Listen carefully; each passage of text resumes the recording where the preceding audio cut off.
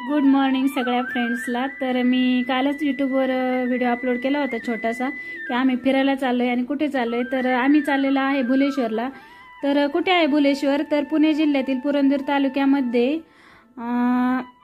माळशिरस गाव आहे, त्याच्या उत्तरेला आहे ना भुलेश्वर हे महादेवांचं मंदिर आहे। खूप छान मंदिर आहे, ते आपण पुढे पाहणारच आहे व्हिडिओमध्ये। तोपर्यंत थोडीशी माहिती सांगते।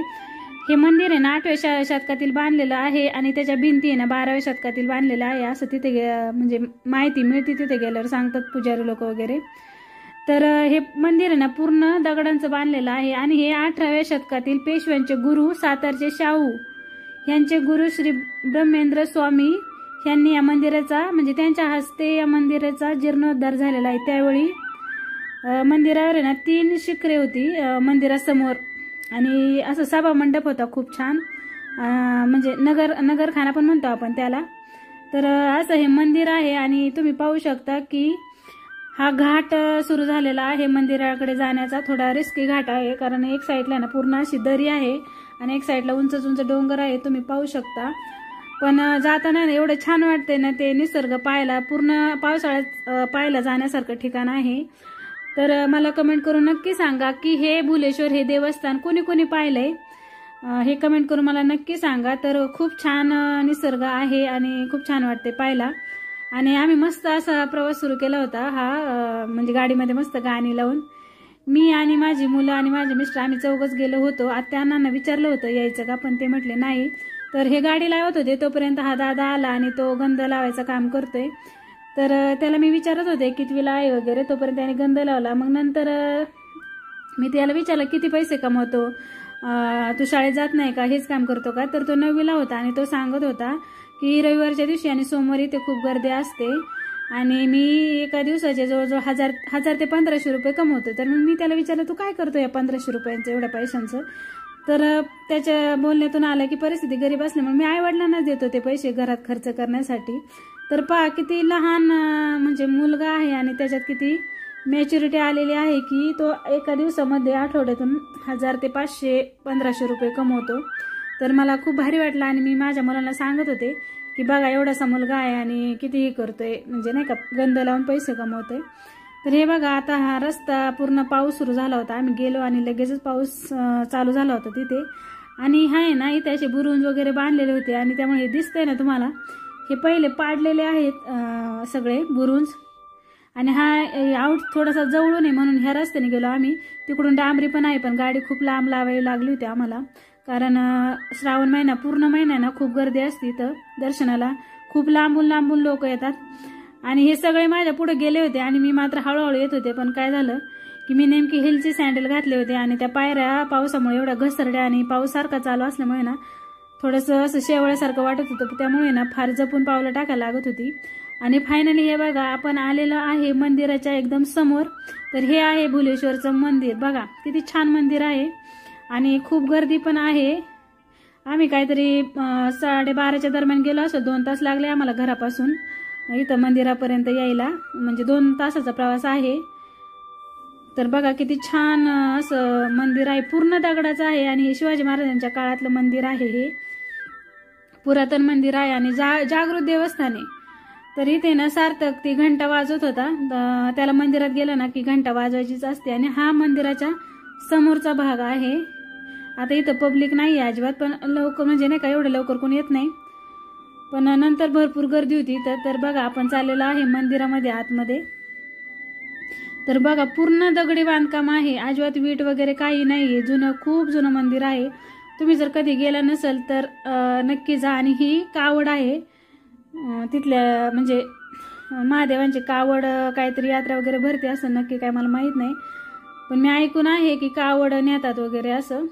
तर हे बघा पूर्ण दगडी बांधकाम आहे आणि म्हणजे आता तरी पावसाळ्या म्हणून थंडच वाटते, पण आहे ना जेव्हा आपण उन्हाळ्यात जातो ना तेव्हा एसीची जशी हवा लागते ना त्याच्यापेक्षा पण भारी अशी ओरिजिनल अशी इतकी गार हवा लागते ना, त्या दगडांच्या मधून कुठून काय माहिती उंचावर डोंगरावर मंदिर आहे आणि एवढी छान हवा येते ना, एकदम एसी सारखी गार झुळूक येते, फार भारी वाटतं।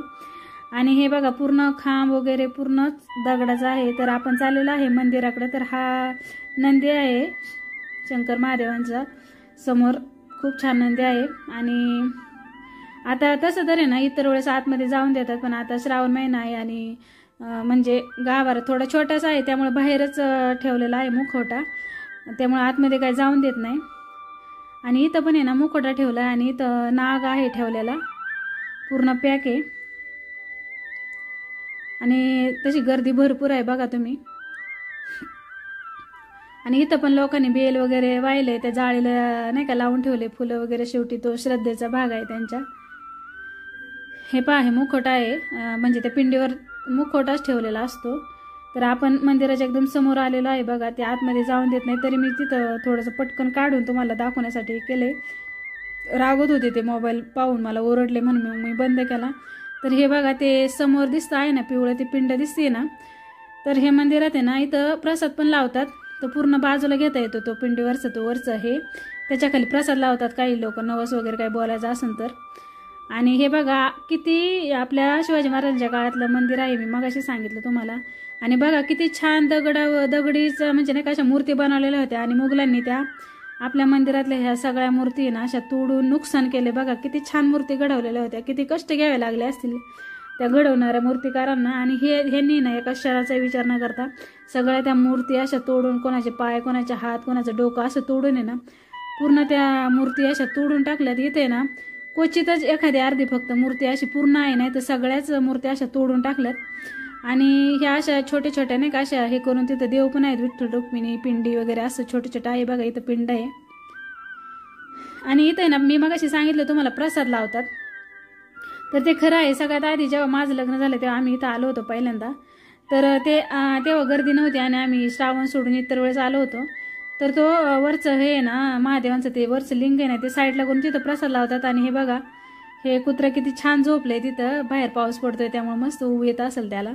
आणि आम्ही पण तिथं प्रसाद लावला होता. मी म्हणजे खरं सांगते की तुम्हाला पण जायचं असेल आणि तुम्ही जर गेला तर इतर वेळेस जा, तिथे ना 12च्या आधी जर गेला तर पुजारी काका असतात, ते तुमचा प्रसाद लावतात. आणि असे म्हणतात की ते, आणि खरं आहे आम्ही 5 पेढ्याचा प्रसाद ठेवला होता, त्याच्यावर तो गोट्टू ठेवून 5 मिनिटं बसलो हात जोडून. तर आमचं नवीनच लग्न झालं आणि 2-3 महिने झाल्यावर आम्ही गेलो होतो. आणि मग त्या 5 पेढ्यातले ना फक्त 2 पेढे खाल्ले होते आणि 3 पेढे होते प्लेटमध्ये. तर त्या पुजारी काकाने ते आमच्याकडे दिले. तर म्हटलं काय करू, तर ते म्हणले तुम्ही खा. तर मला तिथे शंका वाटली की काय आहे साईडला आहे का, तर मी विचारलं तर त्यांनी मला सांगितलं तसं काय नाही ताई, तुझी जर शंका असेल तर तू हात घालून पाहू शकतेस. आणि मग मी खरंच हात घालून पाहिलं तर काहीच नव्हतं, पूर्ण असं होल वगैरे काही नव्हतं. खरंच देवाचा खूप महिमा भारी आहे, खूप जागरूक देवस्थान आहे. आणि दरवर्षी ना श्रावण महिन्यात आम्ही जातो, पण काय झालं कोरोना नंतर आमचं काही कारणाने ना जाणंच झालं नाही. म्हणजे जवळजवळ 7 वर्षांनी आम्ही या मंदिरात गेलो होतो काल, आणि खूप भारी दर्शन झालं, गर्दी पण भरपूर होती, तुम्हाला दिसत असेल. आणि मंदिरात जाण्यासाठी ना म्हणजे तो जिना आहे ना, म्हणजे त्या पायऱ्या त्या खूप अशा छोट्या आहेत, एका वेळेस एकच माणूस जाऊ शकतो. आणि त्याच्यानंतर हे पहा आम्ही आता हे मंदिरातून बाहेर पडतोय. आणि मग मी तुम्हाला आता आहे ना बाहेरचा हे दाखवते, व्ह्यू दाखवते. बघा किती छान आहे, सगळं हिरवगार आहे.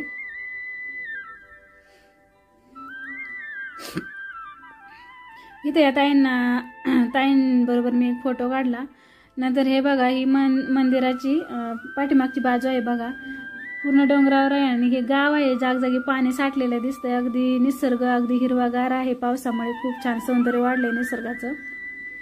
पावसाळ्यातच खूप छान वाटतं इथे यायला, जर तुम्ही कधी आले तर पावसाळ्यातच या शक्यतो. आणि हे बघा इथे ना हे फोटो काढण्यासाठी ठेवलं होतं, त्या दादांनी असे सगळे टोप्या वगैरे घालून लहान मुलं या घोड्यावर बसून फोटो काढतात. आणि ते नाही का लगेच 10 मिनिटात फोटो काढून देतात, त्यांचं आहे हे. आणि हे बघा मंदिर असं साईडने असं दिसतंय. आणि तिथे ना महाप्रसादाचा कार्यक्रम चालू होता. तर मी एका काकाला विचारलं तरी आजच आहे की महिनाभर असतं, तर ते बोलले की महिनाभर इथं महाप्रसाद चालूच असतो. त्यामुळे बघा सगळे लोक आहे ना, खूप पाऊस झालेला आहे आणि तसं खाली पण किती खराब आहे तुम्ही पाहू शकता, तरी सुद्धा लोक महाप्रसादाचा नाही का प्रसाद घेऊन घेत आहेत सगळे. आमच्या साहेबांनी सार्थकाने आयुष पण गेले होते प्रसाद घ्यायला, तोपर्यंत मी व्हिडिओ काढत होते. तर मी आल्यावर काय होतं, त्यामध्ये मटकी होती, आपलं हे होतं आंब्याचा आमरस होता, जिलेबी पुरी आणि वरण भात. तर मी तर आयुषला विचारत होते की कसा आहे प्रसाद, तर तो मला म्हणत होता मम्मा प्रसाद खूप छान आहे आणि तो मला म्हणत होता की काही म्हण, देवाच्या इथला प्रसाद आहे ना खूप भारी लागतो, एकदम टेस्ट त्याची वेगळीच असते. इथे सार्थक आणि आमचे साहेब पण प्रसाद खात होते. तोपर्यंत मी मंदिराच्या समोरचा भाग तुम्हाला दाखवते बघा. खाली उतरून आल्यावर इथं मगाशी मी वरून दाखवलं तेव्हा काहीच नव्हतं, पण त्याच्यानंतर आहे ना इथं पण खूप गर्दी झाली, कारण आम्ही गेलो होतो 12-12:30च्या दरम्यान. त्याच्यानंतर आहे ना खूप गर्दी झाली. पुण्यातून वगैरे सगळे लोक तसे लेटच उठतात ना रविवारचं, त्यामुळे भरपूर लोक तिथं आले होते. त्याच्यानंतर मी पण इथं महाप्रसाद घेतला. आणि इकडं पण वेगळा ह्यांचा चालू होता. हे यवतचे होते, काहीतरी यवतचा ग्रुप होता आणि त्यांनी इथं महाप्रसाद ठेवला होता. येताना मी पाहिलं, हे याला आम्ही लहानपणी ना खायचो आणि याला बुड्डी गे बाल म्हणायचो. तुम्ही काय म्हणायचे मला कमेंट करून नक्की सांगा. आणि हे ते त्या ताई बसल्या होत्या टोपले घेऊन बघा. आता हे हातावर विणलेले टोपले आहेत, खूप छान. आता नवीन आलेत हे, नवीन पद्धतीचे. आणि सगळी दुकानं वगैरे, पाऊस पडून गेला होता, येत पण होता झिमझिम. आणि आता आम्ही निघलोय आणि मी निघताना पण परत एकदा बॅक साईडला घेऊन तुम्हाला दाखवत होते की कशी गर्दी वाढायला लागलेली आहे. आणि मग आमचे साहेब पण तिकडून जिथं उभे आहेत ना तिथं बुरुंज होता, म्हणजे लांबून दुश्मन जर आला तर तिथून पाहिजे असे काहीतरी सांगत होते ते मुलांना. तर हे ही आहे ना 12वे, ही पण आहे ना शिवाजी महाराजांच्या काळातलीच आहे. तर ह्या ज्या मावशी आहेत ना, मी तुम्हाला दाखवते बघा. तर त्या सांगत होत्या, त्या इथल्या जवळच्याच गावच्या होत्या आणि मी त्याला विचारलं यातला इतिहास. तर ही नदी ही आहे ना 12वे. त्या म्हणल्या आपण ह्याचा आहे ना काही अंतला नाही, म्हणजे कुठपर्यंत लांब आहे याच्या खाली याचा काही अंत नाही आहे असं त्या मला सांगत होत्या. आणि त्या म्हणल्या की महादेवाचं दर्शन करायला जाताना ना इथं पाय धुवून आम्ही जात असतो तिकडं वरती मंदिरात, असं ह्या मावशी मला सांगत होत्या. आणि त्या मला म्हटल्या की तू पण पाय धुवू. तर मी म्हणलं मी तर दर्शन करून आले. तर त्या मला काय हरकत नाही. मग मी पण खाली जाऊन ते बघितलं ते 12. तर खरंच आहे ना, मी तुम्हाला दाखवते की खरंच असं लांबपर्यंत नुसतं पाणीच दिसत होतं, कुठं काय असं हे दिसत नव्हतं मला, भिंत वगैरे. पूर्ण डोळे जातील, नजर जाईल तिथपर्यंत आहे ना पाणी दिसत होतं. आणि इथं पण बघा नंदीचं एक शिंग तोडून टाकलेलं आहे, किती छान नंदी होता. आणि महादेवांची पिंड पण आहे तिथं. तर बघा यामध्ये ना, आता याच्यात दिसणार नाही तुम्हाला, पण आहे ना खूप छोटे छोटे मासे आहेत आतमध्ये. दिसणारच नाही ते, कारण आतमध्ये ना अंधार असल्यामुळे दिसतच नाही. पण पाणी कुठून येते काय माहिती. पण उन्हाळ्यात पण तुम्ही ह्या 12मध्ये ना एवढंच पाणी असतं, देवाचं सत्व असेल, मला माहित नाही. आणि हे बघा किती छान लाकडी वस्तू पण, म्हणजे यात्राच भरती. थोडक्यात सांगते, श्रावण महिन्यात महिनाभर यात्राच भरती. इथे भरपूर अशी दुकानं असतात, लाकडी वस्तू आहेत बघा, बैलगाडी, पाट आणि पोळपट लाटणं वगैरे. आणि हे पण आलेले आहेत बघा पाळणे. मुलं मस्त मजा घेतात पाळण्यात. आम्ही काय बसलो नाही, कारण जेवण केलं होतं आणि त्याच्यात बसलो असतो ना तर उगाच त्रास झाला असता, म्हणून आम्ही काय बसलो नाही. पण छान वाटत होतं बघायला ते फिरताना. इथे साहेब आमचे आता निघायचं चाललं होतं आमचं, त्यामुळे आमचे साहेब आयुष आणि सार्थक ते गाडीकडे गेले होते गाडी आणायला. तोपर्यंत मी तुम्हाला परत एकदा व्ह्यू दाखवते बघा. माझ्या पाठीमागं मंदिर आहे तिकडे. आणि इथे ते हे पण होते पोलीस काका पण, गाड्या नाही का असं, पोलीस काका नाही गाड्या लावून घेत होते, ते वॉचमॅन काका होते ते. आणि मग आम्ही फायनली घरी आलो आणि बघा खूप थकल्यासारखं झालं होतं. आणि सकाळी मी एवढं लवकर उठून आहे ना हे स्वीट घेतलं होतं रस्त्याने, आणि भात, वाटाण्याची भाजी आणि चपाती बनवून घेतली होती. आम्हाला मस्त तिथं जेवायचं होतं कुठेतरी डोंगरावर, छान एखादं ठिकाण पाहून. पण तिथं गेल्यावर प्रसाद होता आणि महाप्रसादाचा लाभ तर घेतलाच पाहिजे, कारण तो फक्त नशिबाल्यांनाच मिळतो असं मी तरी म्हणेन. आणि मग हे सगळं पाठीमागं आले, त्यामुळे म्हटलं जाऊ दे आता संध्याकाळी स्वयंपाक करायचा कुटाणा वाचला, म्हणून मी मनातल्या मनात खुश झाले. आणि हे सगळं बघा मी नेलं होतं, ताट वगैरे सगळं घेऊन गेलो होतं आम्ही. आणि परत घेऊन आलो. मग फ्रेश झाल्यावर मी मस्त चहा ठेवला, आलं भरपूर टाकून चहा केला मी मस्त आणि चहा घेतला. व्हिडिओ आवडला तर लाईक, शेअर आणि कमेंट करायला विसरू नका. नवीन असाल तर सबस्क्राईब करा. चला तर मग बाय.